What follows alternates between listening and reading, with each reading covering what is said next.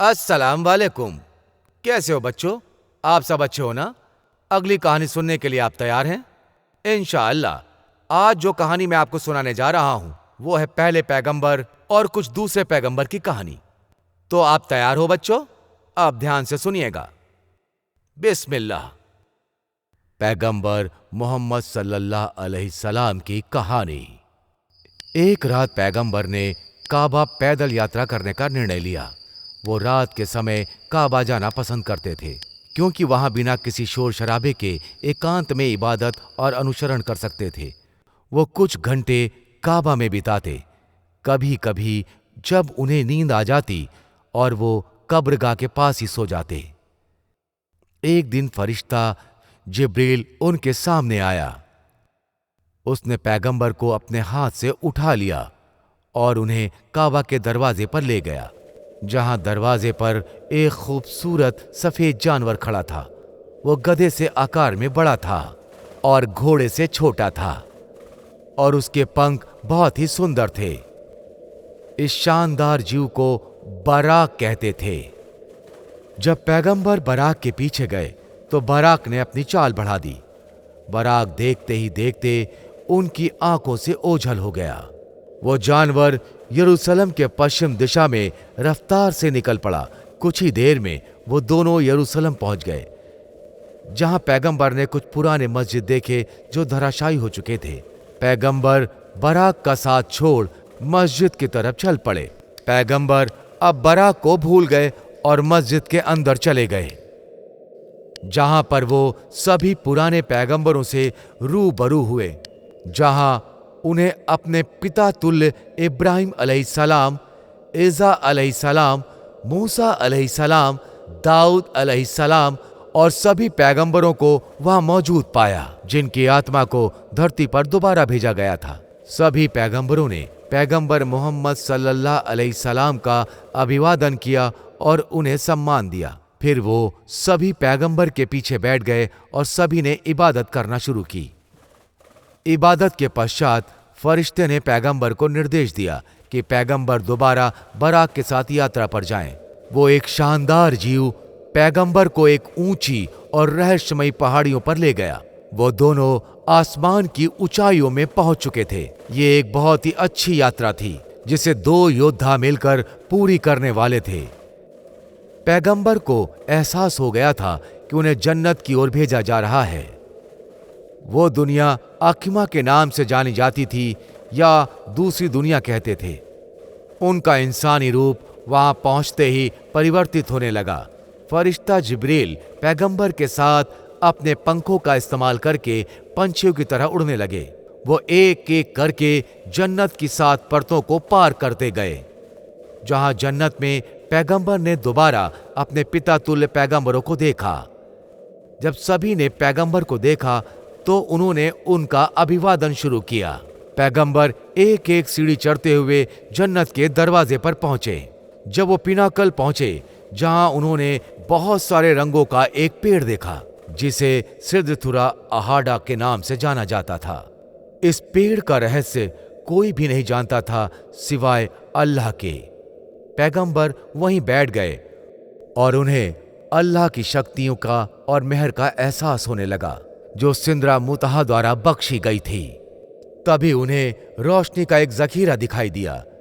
पैगंबर अचंभित रह गए, जहां उन्हें आवाजें सुनाई देने लगीं। पैगंबर और उनके समर्थकों को दिन में 50 बार इबादत के सारे रिवाज पूरे करने होंगे। पैगंबर मान गए और उस फरिश्ते के साथ वापस लौट पड़े। एक एक परत को पार करते हुए वे नीचे की तरफ उतरने लगे। जब वो जन्नत की सीमा को पार कर रहे थे, तभी उन्हें रास्ते में बूढ़े पैगंबर मूसा अलैहिस्सलाम मिले। पैगंबर मोहम्मद सल्लल्लाहु अलैहि सलाम ने उन्हें खुदा द्वारा दिए गए निर्देशों के बारे में बताया। पैगंबर मूसा अलैहिस्सलाम उनके साथ वापस आने को मान गए और दोनों ने शपथ ली वो अल्लाह द्वारा दिए गए इस निर्देश का पालन करेंगे। पैगंबर ने हामी भरी और दोनों सिंदरा मुंतहा की ओर निकल पड़े। उन्होंने इबादत की संख्या कम करने की गुजारिश की। अल्लाह इस बात को मान गए और दिन में इबादत की संख्या को आधा कर दिया गया। पैगंबर अब खुश थे और उन्होंने अपनी यात्रा दोबारा शुरू की वो मूसा अलैहिस्सलाम से दोबारा मिले और इबादत की संख्या की घटोतरी के बारे में उन्हें बताया। बूढ़े पैगंबर ने उनसे कहा कि वो अल्लाह से और घटोतरी की गुजारिश करें। पैगंबर मान गए और वापस सिदरा मुंतहा के पास पहुंचे। ऐसा कई बार हुआ और खुदा ने इबादत की संख्या को घटाकर 5 कर दिया। अल्लाह ने कहा कि यही 5 इबादत मेरे लिए 50 इबादतों के बराबर होंगी। और फिर बराक पैगंबर को सुरक्षित काबा लेकर वापस आ गया। यह यात्रा विश्व और मिराज की अनुमति से पूरी हुई। मक्का के समुदाय के नेता पैगंबर को रोकना चाहते थे ताकि वो किसी को यह संदेश ना सुना सके। जो मुसलमान पैगंबर के साथ से हाथ मिला रहे थे वही आज आपस में कत्लेआम मचा रहे थे। स्थिति काफी बिगड़ चुकी थी। जब पैगंबर ने अपने लोगों को पीड़ा में देखा तो उनका दिल बैठ गया। जब स्थिति बद से बदतर होने लगी तो पैगंबर ने अपने समर्थकों को किसी दूसरे देश जाने की सलाह दी जहां उनको ये तकलीफें नहीं उठानी पड़ेंगी। ये उस समय की बात है जब पड़ोसी देश अल्विस्त्रिया की कमान निगास नाम के एक राजा के हाथों में थी। राजा निगास एक चालाक शासक था जो अपनी जनता से बहुत प्यार करता था। पैगंबर को खबर थी कि इस राजा के राज्य में प्रजा सुरक्षित है। पैगंबर ने राजा को एक संदेश भिजवाया और अपने लोगों के लिए सुरक्षा मांगी। उन्होंने कुछ परिवार को अल्बिस्त्रिया जाने का निर्देश दिया। लोग उनकी बात मान गए और रात में ही अपना घर बार छोड़कर वहां के लिए निकल पड़े। सभी लोग राजा के महल पहुंचे ताकि राजा उन्हें अपने साम्राज्य में रहने की जगह दे सकें। जब राजा उन सभी से मिले उन्होंने सभी का स्वागत किया और उनकी सुरक्षा का बीड़ा उठाया। जल्द ही कई परिवार उसी राह पर निकल पड़े। देखते ही देखते पूरा जन सैलाब उस देश की ओर निकल पड़ा। जल्द ही 100 से भी ज्यादा परिवार वहां पहुंच गए। उस समय पैगंबर ने अपने समर्थकों की हर मुमकिन सहायता की, पर कुछ समर्थक ऐसे थे जो उनके विरोधी थे। बिन हमीद नाम का एक शख्स इस्लाम का कट्टर दुश्मन था।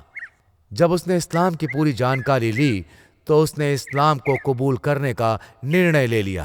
कुरैशी नेता इस बात से बहुत नाराज हुए। उन्होंने पैगंबर की हत्या करने की योजना बनाई। एक रात उन्होंने कुछ लोगों को पैगंबर के घर उनकी हत्या करने के लिए भेजा। जब पैगंबर को उनकी योजना के बारे में पता चला तो उन्हें एहसास हो गया कि उनका मक्का छोड़ने का समय आ गया है। हमलावर दीवार की तरफ इकट्ठा हुए और पैगंबर के बाहर आने का इंतजार करने लगे। वो पेट्रा की रात थी। पैगंबर ने देश छोड़ने की बात उन्होंने अली अलैहिस्सलाम से कही। उन्होंने बताया कि हमलावर पैगंबर का बाहर इंतजार कर रहे हैं। पैगंबर ने अली अलैहि से कहा, अगर तुम मेरी जगह मेरे बिस्तर पर सो जाओ तो हम उन हमलावरों को संदेह में डाल सकते हैं। इस पर अली ने दूसरा सवाल पूछा, अगर मैं आपकी जगह आपके बिस्तर पर सो गया तो क्या आपका जीवन सुरक्षित रहेगा? पैगंबर ने हाँ में जवाब दिया। फिर अली ने अल्लाह सुब्हानल ताला का शुक्रिया अदा किया और पैगंबर की जगह वो खुद सो गए और बिना हिचकिचाए उन्होंने अपने आप को पैगंबर के कंबल से ढक लिया। अली की वजह से ही पैगंबर बिना किसी संज्ञान में वहां से निकल गए।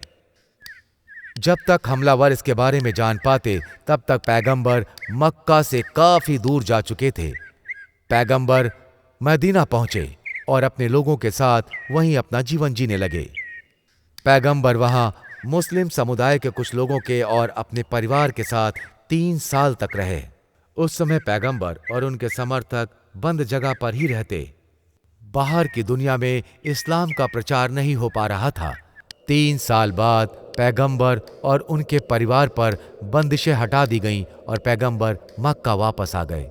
उसी बीच पैगंबर के चाचा अबू तालिब और बेगम खादिजा की मौत हो गई थी। पैगंबर ने अपने दुश्मनों से बचने के लिए अपना सब कुछ खो दिया, जबकि खादिजा उनकी एक अच्छी सहायक थी। उनकी मौत से पैगंबर कई महीनों तक सदमे में रहे, पर पैगंबर ने इस्लाम का प्रचार प्रसार करना कभी नहीं छोड़ा। कभी कभी वो अपने समर्थकों को भी इस्लाम के प्रचार में भेजते। बच्चों, आपको ये वीडियो पसंद आया? अगर पसंद आया है तो लाइक और सब्सक्राइब का बटन दबाएं और साथ में बेल आइकन बटन भी दबाएं ताकि आप हमारे आने वाले वीडियो से अपडेट रहें। आज के लिए बस इतना ही। कल के एपिसोड में मैं आपके लिए एक नई कहानी लेकर के आऊंगा। Good bye.